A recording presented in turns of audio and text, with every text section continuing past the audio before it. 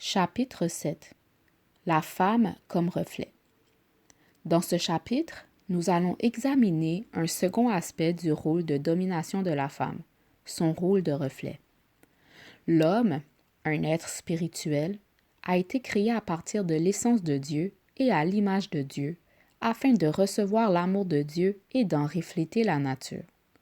La femme a été créée selon le même modèle. Elle a été tirée de l'essence de l'homme et dans l'image physique de l'homme afin de recevoir l'amour de l'homme et d'en refléter la nature. Les parallèles entre la création de l'homme spirituel et la création de la femme, tels que nous les avons étudiés précédemment, sont frappants. Ils ont une signification pour nos relations personnelles avec le Seigneur ainsi que pour notre représentation de l'amour de Christ au monde. Nous examinerons d'abord le but de la femme en tant que reflet et ce que cela signifie pour la relation homme-femme. Ensuite, nous considérerons les implications spirituelles du rôle de l'Église dans le fait de refléter la nature de Dieu au monde en tant qu'épouse de Christ. La femme, objet de l'amour de l'homme. La femme est l'objet de l'amour de l'homme. La femme est conçue pour recevoir l'amour. La raison la plus importante pour laquelle la femme a été créée est afin qu'elle puisse recevoir l'amour. Ainsi, le premier but de la femme en tant que reflet est qu'elle a été créée pour être l'objet de l'amour de l'homme et pour refléter l'amour qu'il lui donne. Lorsque Dieu créa la femme, il la tira de l'homme afin que l'homme ait quelqu'un à aimer, quelqu'un de sa propre nature. C'est l'amour qui a donné naissance à l'existence de la femme. De cette manière, l'homme a été créé pour être donneur d'amour et la femme pour être réceptrice d'amour. Dans le chapitre précédent, nous avons vu comment la nature réceptive de la femme la rend adaptable à l'homme et à son environnement. Cependant, le but premier de cette nature réceptive est de recevoir l'amour. Cela signifie que Dieu a conçu la femme pour fonctionner par l'amour. L'amour est le carburant de la femme. Quand on ne donne pas du carburant à une voiture, elle ne peut pas fonctionner. Il en est de même pour une femme. Si on ne lui donne pas l'amour qu'elle est destinée à recevoir, elle ne peut pas fonctionner pleinement de la manière pour laquelle elle a été créée afin d'être épanouie. La femme a besoin d'amour. Dans Éphésiens 5, Paul dit « Maris, aimez vos femmes ». C'était le verset 25. Il exprime cette pensée 3 fois. « Maris, aimez vos femmes comme Christ a aimé l'Église et s'est livré lui-même pour elle ». Verset 25. Le mari doit aimer leur femme comme leur propre corps. Celui qui aime sa femme s'aime lui-même. Verset 28. Que chacun de vous aime sa femme comme lui-même. L'homme doit aimer la femme parce qu'elle a été tirée de lui et qu'elle fait partie de lui. S'il ne l'aime pas, c'est l'équivalent de se haïr lui-même. Voir verset 29. Lorsqu'il traite bien sa femme, il se traite lui-même avec bonté. Le rôle de l'homme est donc d'aimer sa femme comme lui-même avec tous les attributs de l'amour décrits dans 1 Corinthiens 13.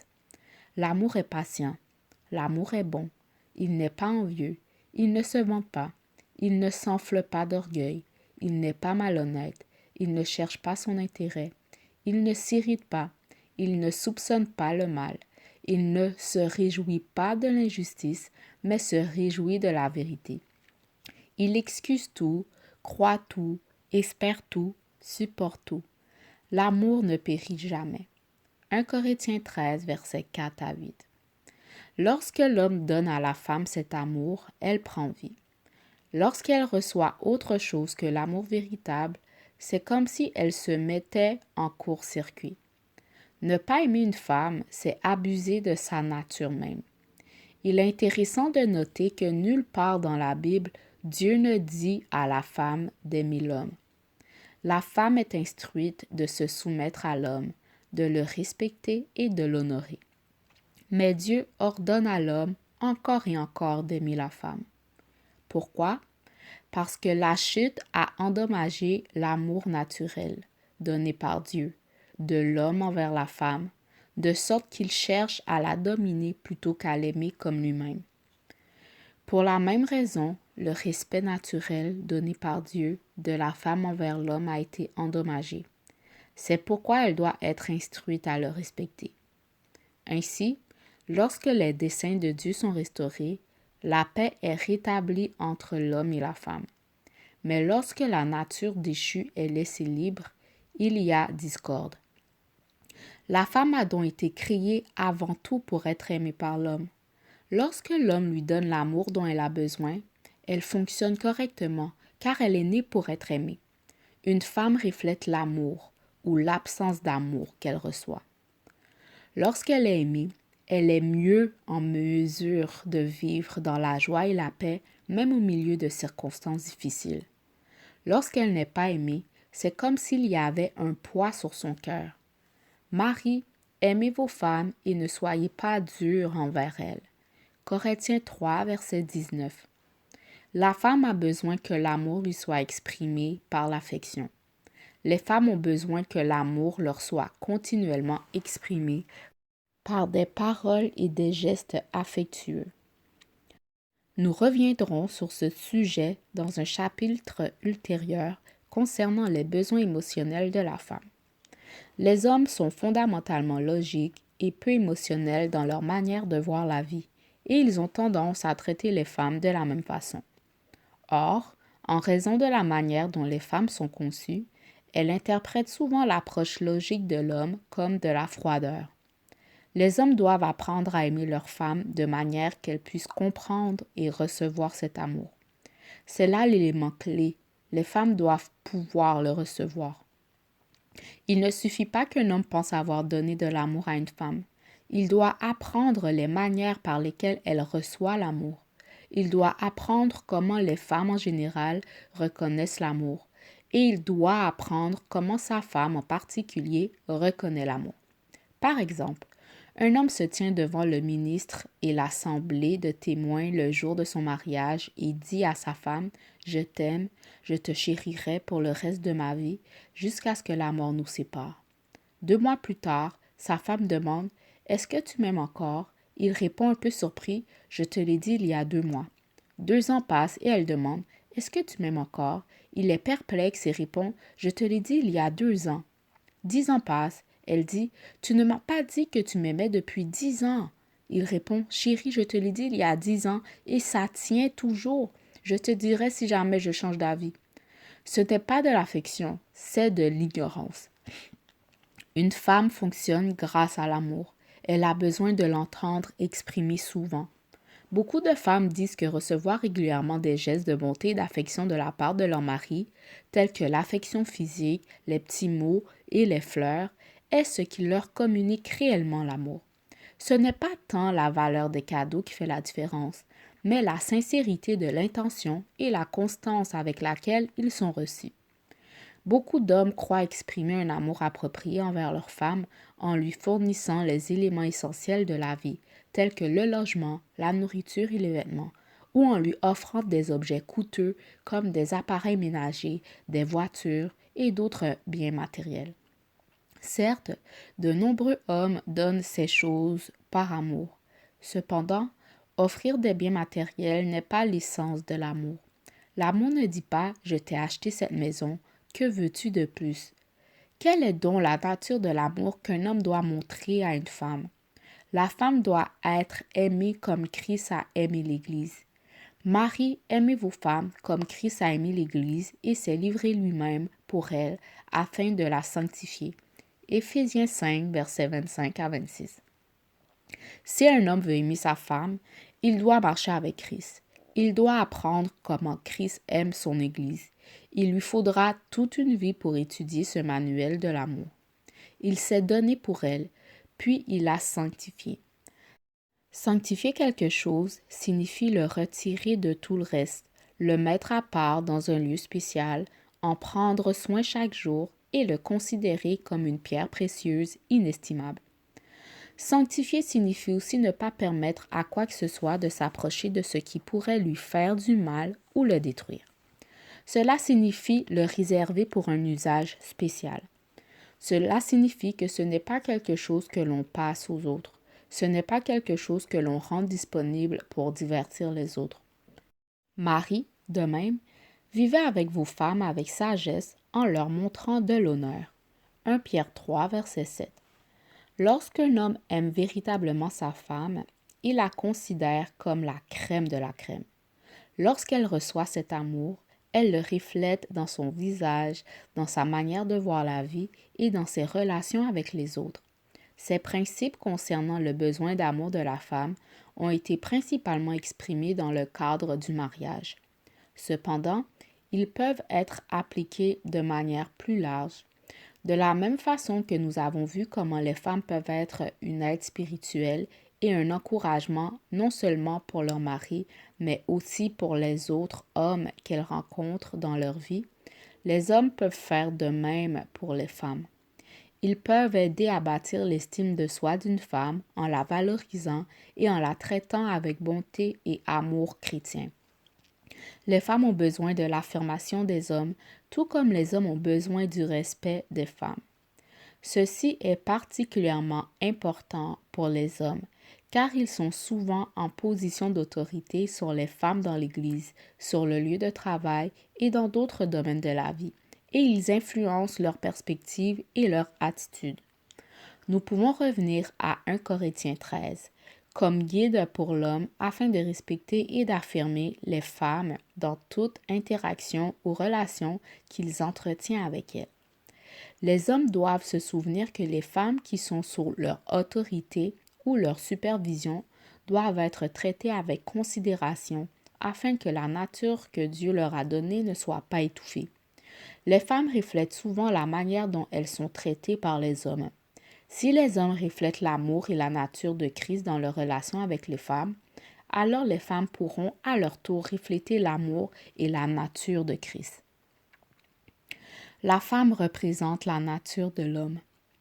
Le second objectif de la femme en tant que reflet est de représenter la nature de l'homme.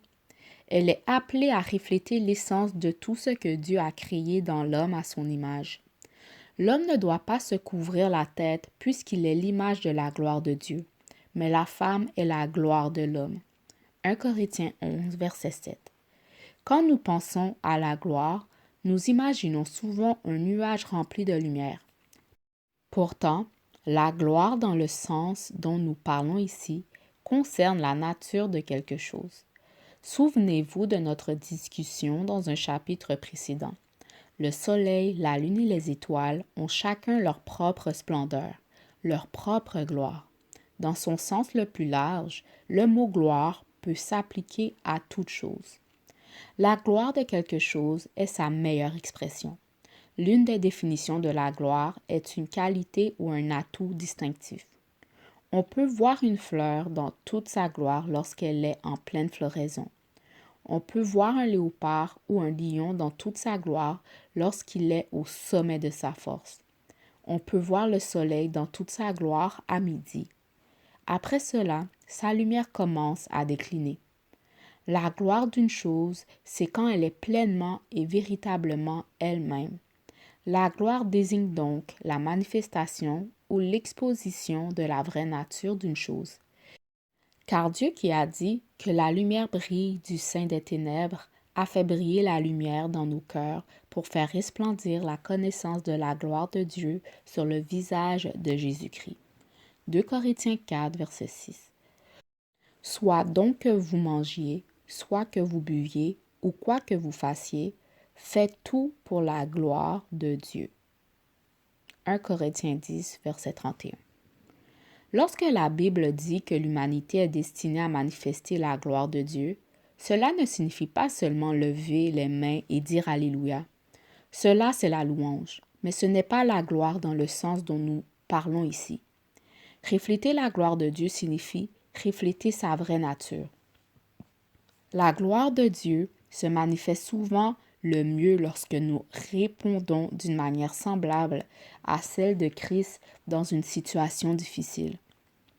Par exemple, lorsque quelqu'un vous irrite au travail, Dieu vous dit « Laisse la gloire sortir maintenant ». que les gens voient à quoi ressemble Dieu sous pression. Ainsi, la gloire d'une chose est la manifestation de sa meilleure et véritable nature. La femme et l'homme possèdent chacun une gloire différente. L'homme est destiné à refléter l'image et la gloire de Dieu. 1 Corinthiens 11, verset 7. Tandis que la femme est la gloire de l'homme. La parole de Dieu déclare ici une vérité profonde. Essentiellement, cela signifie que si vous voulez savoir quel genre d'homme est un homme, ne regardez pas l'homme, regardez la femme qui le reflète. Cela signifie que si vous n'aimez pas la manière dont les femmes sont, la responsabilité en incombe aux hommes, car les femmes reflètent les hommes. Bien sûr, chaque individu est responsable devant Dieu de ses propres actes. Par exemple, une femme peut refléter son propre égoïsme plutôt que la bonté de son mari. Salomon a dit, « Une femme de caractère noble est la couronne de son mari, mais celle qui fait honte est comme la carie dans ses os. » Proverbe 12, verset 4. Ce verset montre l'influence puissante qu'une femme peut avoir dans la vie d'un homme. Cependant, les hommes ont une grande responsabilité. Ils doivent réellement refléter l'image et la gloire de Dieu, afin que cela se reflète dans la vie des femmes qui les entourent et pour que les femmes puissent à leur tour refléter la gloire de Dieu. J'ai remarqué que lorsqu'un homme se marie, il révèle souvent le genre d'homme qu'il est parce que devient sa femme. Si vous êtes une femme et que vous vous intéressez à un homme et souhaitez savoir ce qu'il est vraiment, ne demandez pas à son père ou à ses frères. Parlez à ses sœurs et à sa mère. Ma femme a fait cela. Souvent, lorsqu'une mère donne un bon témoignage de son fils, c'est un bon signe. La Bible dit qu'il est contre nature pour une mère d'oublier l'enfant qu'elle a nourri. Ésaïe 49, verset 15. Dieu a établi un lien particulier entre une mère et son fils. Une mère peut véritablement discerner la nature profonde de son fils. Ainsi, si vous voulez savoir quel genre d'homme est un homme, observez les femmes de sa vie. On peut voir ce que sont les hommes dans notre société en observant les femmes. Regardez nos foyers, qui les dirige? Souvent ce sont les femmes seules. Que cela vous dit-il sur l'homme? Qu'il n'assume pas sa responsabilité spirituelle, qu'il ne remplit pas son rôle et sa position de chef du foyer. Regardez nos enfants. Ils ont une vision pour leur avenir. Beaucoup sont sans direction. Que cela vous dit-il sur l'homme? Qu'il ne leur fournit pas de vision. Regardez les femmes. Il y en a plus sur le marché du travail que d'hommes. Que cela vous dit-il sur l'homme? Qu'il n'accomplit pas son rôle. Souvent, la femme, et même les enfants, révèlent ce qu'est l'homme. Si la femme d'un homme est toujours déprimée, en colère, triste ou irritable, cela signifie souvent qu'elle reflète le traitement qu'elle reçoit de son mari. Une femme devrait pouvoir grandir en grâce et devenir une meilleure personne du fait d'être avec son mari. L'épouse de Christ. Lorsque nous examinons les aspects spirituels de ces principes, nous voyons que Jésus a aussi une épouse qui est destinée à refléter sa nature. Dans le grec original, son nom est Ecclésia. La traduction anglaise de ce mot est Église. Jésus a envoyé l'Église dans le monde pour être un reflet de lui-même. Il a dit à son épouse, « Le monde saura qui je suis et que j'ai été envoyé par le Père par la manière dont vous agissez, par votre unité les uns avec les autres. Le monde ne viendra pas à moi pour découvrir ce que je suis. Le monde viendra à l'épouse. Si vous ne vous aimez pas les uns les autres, ils ne sauront jamais ce que je suis. » Voir Jean 13, versets 34 et 35 et 17, versets 21 à 23. Sais-tu pourquoi les gens du monde ne viennent pas vers Jésus autant qu'ils le devraient? C'est parce que l'Église, dans son ensemble, est souvent un témoignage déplorable et parce que les mariages individuels ne reflètent pas la gloire de Dieu. Nous ne vivons pas dans l'amour et l'unité que Christ a dit qui révélerait sa nature au monde. Ainsi, bien que l'Église soit destinée à refléter Christ en tant que son épouse, elle ne le fait souvent pas. La Bible nous enseigne que cela est contre nature. Jésus est l'époux parfait et il mérite que sa véritable nature soit reflétée par son épouse. La gloire du Seigneur est destinée à être dans l'Église, reflétant Dieu au monde. Et nous tous, qui, le visage découvert, reflétons comme dans un miroir la gloire du Seigneur, nous sommes transformés en la même image, de gloire en gloire, comme par le Seigneur l'Esprit. 2 Corinthiens 3, verset 18. On a souvent dit qu'un mariage est une église dans l'église. Si le monde ne voit pas la nature de Christ à travers l'église comme il le devrait, alors peut-être devrions-nous commencer par corriger ce problème dans nos foyers. Nous devrions examiner les relations entre mari et femme, père et fille, frères et sœurs, puis nous devrions examiner la nature de nos amitiés et les relations entre hommes et femmes dans l'Église. Le rôle de la femme en tant que reflet de l'amour et de la nature de l'homme peut révéler puissamment l'amour extraordinaire de Dieu pour l'humanité. Elle peut montrer à sa famille, à sa communauté et au monde ce que signifie être aimé de Dieu et porter l'image du Créateur. Elle peut être un témoignage au monde de la compassion de Dieu, de son sacrifice pour l'homme et de la joie et de la guérison que nous recevons à travers son amour. Cependant, l'homme porte une grande responsabilité dans cet appel, car s'il ne donne pas à la femme un amour qu'elle peut recevoir et refléter, s'il ne reflète pas la nature de Dieu, alors le témoignage de la famille et de l'Église est considérablement affaibli. Avec la rédemption en Christ, le mandat de domination de l'homme s'est élargi pour inclure le mandat de l'homme racheté, l'Église, de cultiver les peuples du monde pour Dieu. Jésus a dit à ses disciples à propos de ceux du monde qui sont perdus, « Levez les yeux et regardez les champs, ils sont déjà blancs pour la moisson. » Jean 4, verset 35. Si les hommes et les femmes réalisent l'impact puissant de leur relation sur le salut du monde, ils réfléchiront sérieusement et avec prière à la manière dont le mandat de domination peut être accompli en donnant et en reflétant l'amour et la nature de Dieu dans leurs relations quotidiennes. Principe 1. La raison la plus importante pour laquelle la femme a été créée est afin qu'elle puisse recevoir l'amour. 2.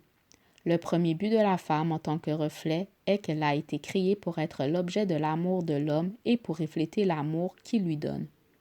3. Dieu a conçu la femme pour fonctionner par l'amour. 4. La Bible ordonne à l'homme d'aimer la femme, mais elle n'ordonne pas à la femme d'aimer l'homme. Elle lui demande de se soumettre à lui et de le respecter. 5. La femme reflète l'amour ou l'absence d'amour qu'elle reçoit de l'homme. 6. Les femmes ont besoin que l'amour leur soit continuellement exprimé par des paroles et des gestes affectueux. 7. Beaucoup d'hommes pensent exprimer un amour approprié envers leurs femmes en leur fournissant les éléments essentiels de la vie ou en leur offrant des cadeaux coûteux. Cela n'exprime pas l'amour véritable. 8. Si un homme veut aimer sa femme, il doit marcher avec Christ et apprendre comment Christ aime son Église. 9. L'homme est appelé à sanctifier sa femme, à la mettre à part dans son cœur et dans sa vie, et à la considérer comme une pierre précieuse. 10. Les hommes sont souvent en position d'autorité sur les femmes et influencent leur perspective et leur attitude. Ils doivent donc traiter les femmes avec bonté et amour chrétien afin de ne pas étouffer la nature que Dieu leur a donnée. 11. Le second but de la femme en tant que reflet est de représenter la nature de l'homme. Elle est appelée à refléter l'essence de tout ce que Dieu a créé dans l'homme à son image. 12. La gloire désigne la manifestation ou l'exposition de la vraie nature d'une chose. 13. L'homme reflète l'image et la gloire de Dieu, tandis que la femme reflète la gloire de l'homme. 14. Si vous voulez savoir quel genre d'homme est un homme, ne regardez pas l'homme, regardez la femme qui le reflète. 15. Jésus a envoyé l'Église dans le monde pour être un reflet de lui-même.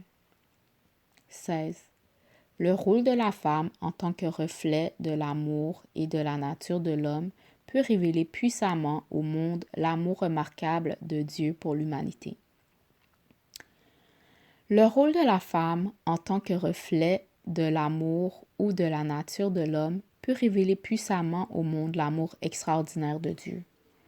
Elle peut montrer à sa famille, à sa communauté et au monde ce que signifie être aimé de Dieu et porter l'image du Créateur. Elle peut être un témoignage au monde de la compassion de Dieu, de son sacrifice pour l'homme, ainsi que de la joie et de la guérison que nous recevons par son amour. Cependant, l'homme porte une grande responsabilité dans cet appel, car s'il ne donne pas à la femme un amour qu'elle peut recevoir et refléter, s'il ne reflète pas la nature de Dieu, alors le témoignage de la famille et de l'Église est grandement affaibli. Lorsque les hommes et les femmes réalisent l'impact puissant de leur relation sur le salut du monde, ils peuvent, avec prière et sérieux, considérer comment le mandat de domination peut être accompli en donnant et en reflétant l'amour et la nature de Dieu dans leurs relations quotidiennes. Appliquez les principes de Dieu à votre vie. Réfléchissez. Si vous êtes un homme, cherchez-vous à refléter l'image et la gloire de Dieu dans votre vie afin qu'elle puisse à leur tour se refléter dans la vie de votre épouse et des autres femmes avec lesquelles vous interagissez? Vivez-vous dans l'amour et l'unité avec les autres chrétiens afin de refléter Christ et d'être un témoignage pour le monde? Priez. Lisez 2 Corinthiens 3, verset 18. Demandez à Dieu de vous montrer les domaines de votre vie dans lesquels il veut travailler afin que vous soyez transformés à sa ressemblance de gloire en gloire. À mesure qu'il vous révèle ces domaines, confiez-les lui et comptez sur le Saint-Esprit pour produire cette transformation pendant que vous méditez et obéissez à la parole de Dieu. Demandez à Dieu de vous révéler les personnes que vous devez pardonner et à qui vous devez faire grâce, afin de vivre dans l'amour et l'unité avec vos frères et sœurs en Christ et d'être le témoignage que Christ désire que vous soyez. Agir selon la vérité de Dieu. Si vous êtes une femme qui envisage de se fiancer ou qui est actuellement fiancée, avez-vous parlé à la famille de votre fiancé ou à son pasteur de son caractère que vous finirez par refléter? Si ce n'est pas le cas, envisagez de le faire en recherchant la volonté de Dieu pour votre vie et en apprenant à comprendre et à mieux connaître l'homme que vous prévoyez d'épouser. Les hommes sont fondamentalement analytiques et peu émotionnels dans leur manière de voir la vie, et ils ont tendance à traiter les femmes de la même façon. Or, en raison de la manière dont les femmes sont conçues, elles peuvent interpréter l'approche analytique de l'homme comme de la froideur. Les hommes doivent apprendre à aimer leurs femmes de manière que les femmes puissent comprendre et recevoir leur amour. Si vous êtes un mari, écrivez les attributs de l'amour dans 1 Corinthiens 13, versets 4 à 8. Entraînez-vous à manifester l'amour envers votre femme chaque jour en utilisant ces attributs comme guide. De plus, demandez à votre épouse, à votre mère ou à votre sœur comment elle reconnaît et reçoit l'amour, et efforcez-vous de lui montrer votre amour de ces manières. Et nous tous, qui, le visage découvert, reflétons comme dans un miroir la gloire du Seigneur, nous sommes transformés en la même image, de gloire en gloire, comme le Seigneur, l'Esprit. 2 Corinthiens 3, verset 18.